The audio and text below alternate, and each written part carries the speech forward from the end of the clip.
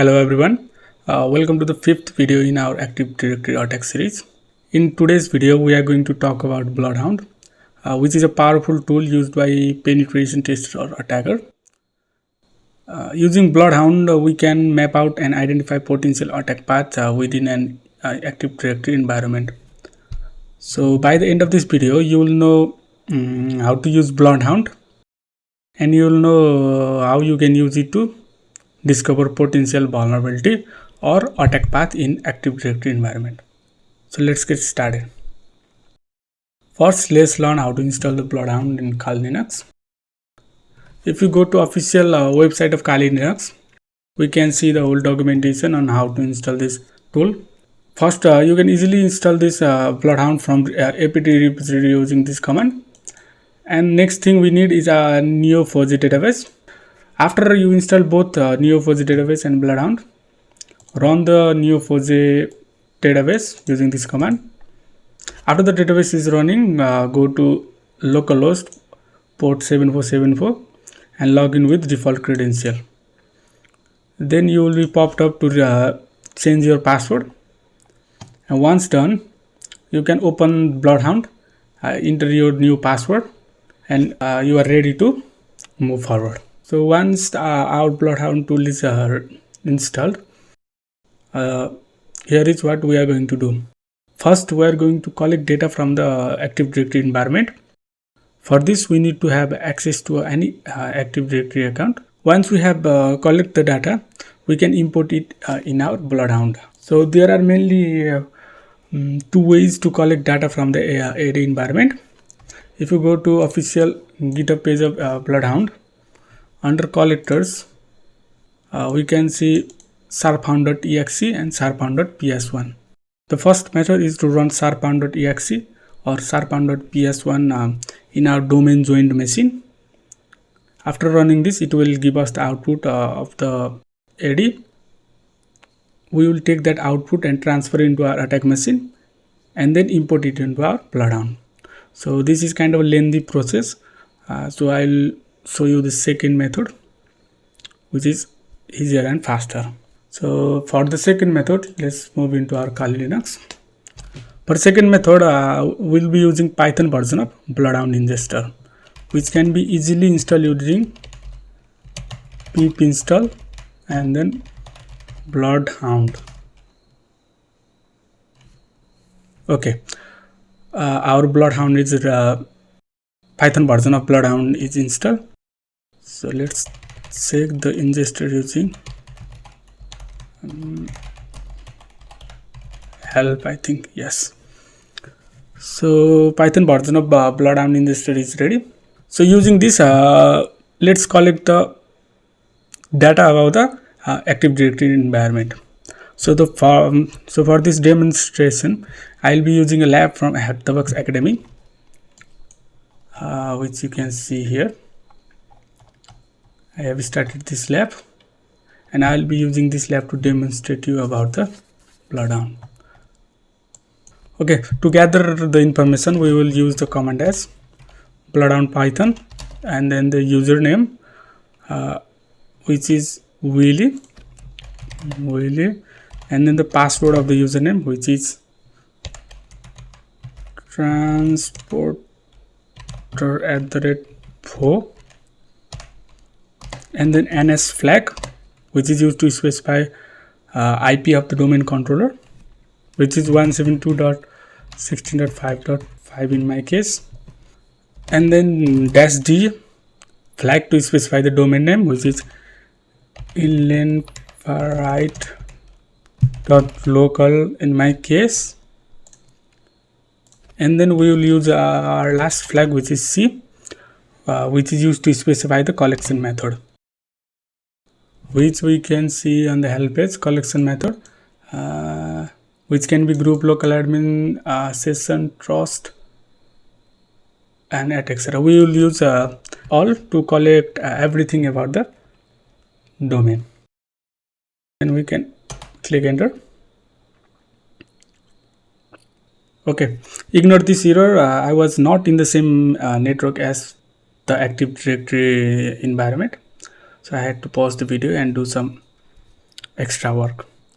Okay, let the BloodHound injector gather the information about the domain. This can take couple of minutes.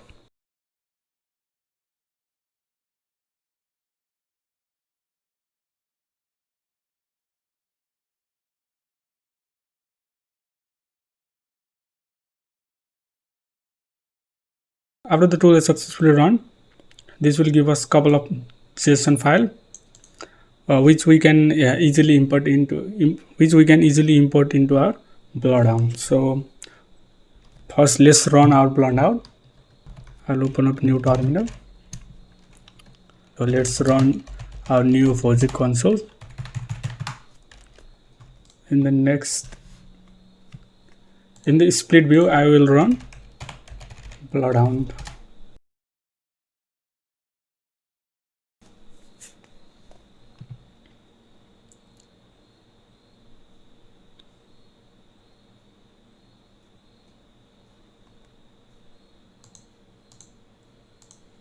I'll clear my previous history. Clear database.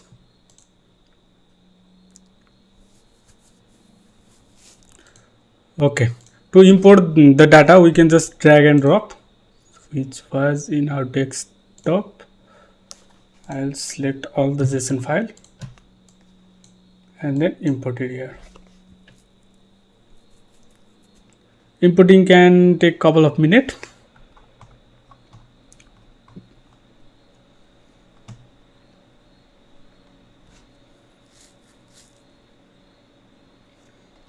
Okay, all files are successfully imported.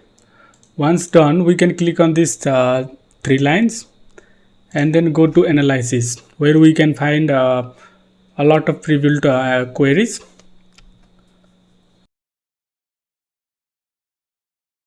Let's check out some interesting queries.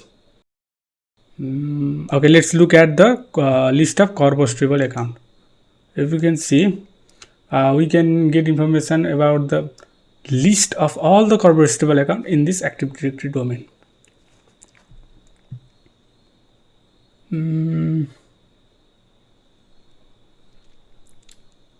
Okay, so if you remember, we have access to okay, let me look at the history. You can see we have access to Whaley. So let's search the user. This is wleaf from here, and let's right click on this and mark this user as an owned. Click on the user, and then under node info you can get information about this user, like display name, object ID, password last change, and a lot of information. Under local admin rights we can see derivative login local admins, which did not return any query. Under outbound object control we can see transitive object control, which gives more information about this user, like this user is member of VPN user, member of shared calendar, member of domain user, which have write DSCL permission on disconnected IDL RDP. And one of the key important to look here is, let me manage this. Let's take this there. I want to make it clean so I can explain you. Okay, let's hide this. So from this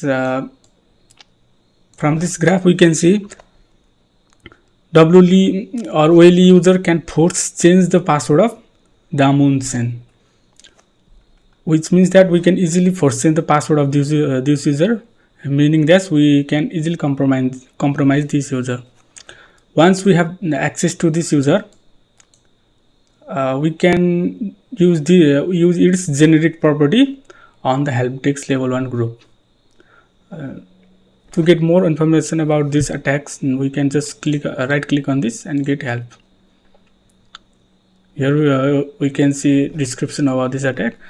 Generic write access grants you the ability to write to any non-protected attribute on the target object.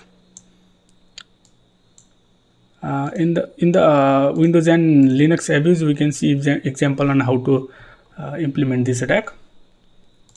Okay, so this dimension user have generic right over this helpdesk level 1 group, which means that this user can add any user to this group. So for this for the attack scenario, we'll add this compromise WD or Willy user in the helpdesk level 1 group. The user of this group is member of IT group, and the member of IT group have generic all rights over the add-on user, meaning that the users from this group can take over this take control of this add-on user. So in the next video of this Active Directory attack series, we will follow this path to gain access to add-on user.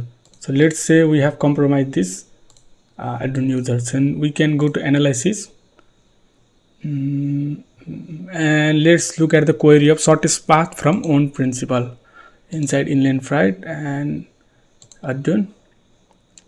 We'll say draw graph.